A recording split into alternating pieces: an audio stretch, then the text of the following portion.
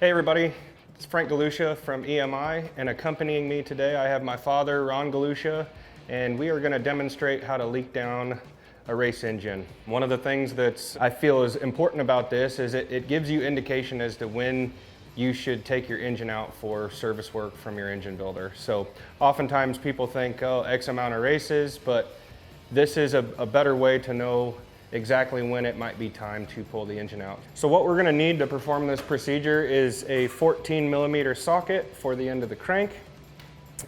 Some engines have an Allen head for the cap. As you've seen on mine, I actually have a 17mm hex. We'll also need a leak down gauge and some compressed air. So what I'm going to do first is I'm going to take this cover off of the crankcase here so I can access the end of the crank. And then once I get there, I will put a 14mm ratchet on the end of the crank so I can roll it around. It's important that when you're doing this, you always go clockwise when you're rolling the crank around so you don't loosen the bolt that you're on. Okay, so the point of the leak down is obviously to check the health of each cylinder on your engine. And what we're measuring is the percentage of air that leaks past the valves and the piston rings. So I'm going to start by rolling this crank around here, and I'm going to try to find top dead center by feel. This can be done with a dial indicator being put into the spark plug holes. We typically don't do that, so I know when the pistons are at top dead center when the ratchet actually starts to meet some resistance. So I'm going to roll this around, and then I'll have Ron tell me which pistons are up. So 2 and 3. I'll just have Ron thread the spark plug adapter into number 2.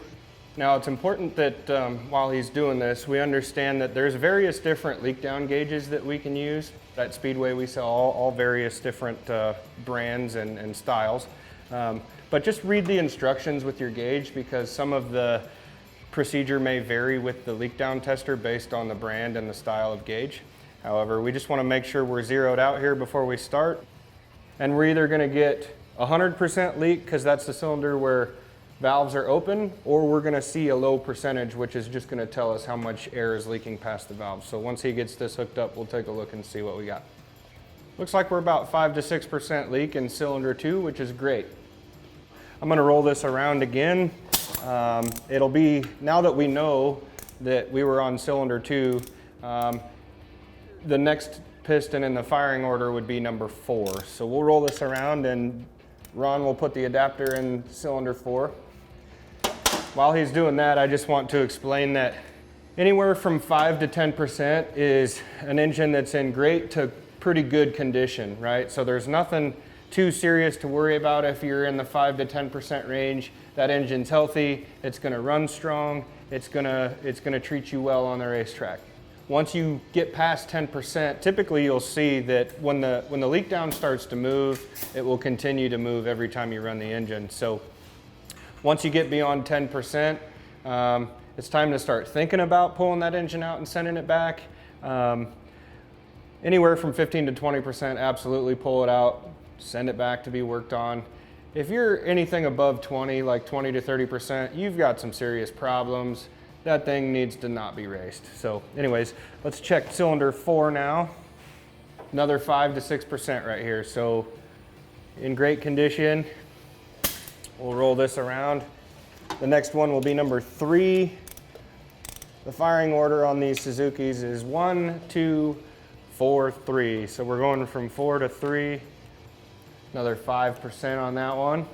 So once again, we're still looking great. We got one more cylinder to check. Should be number 1, so I'll roll it around.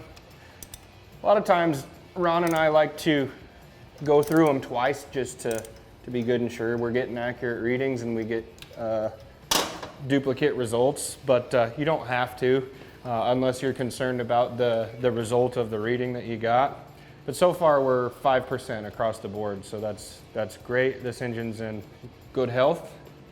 Another 5%. So, like I said, this engine's in good health.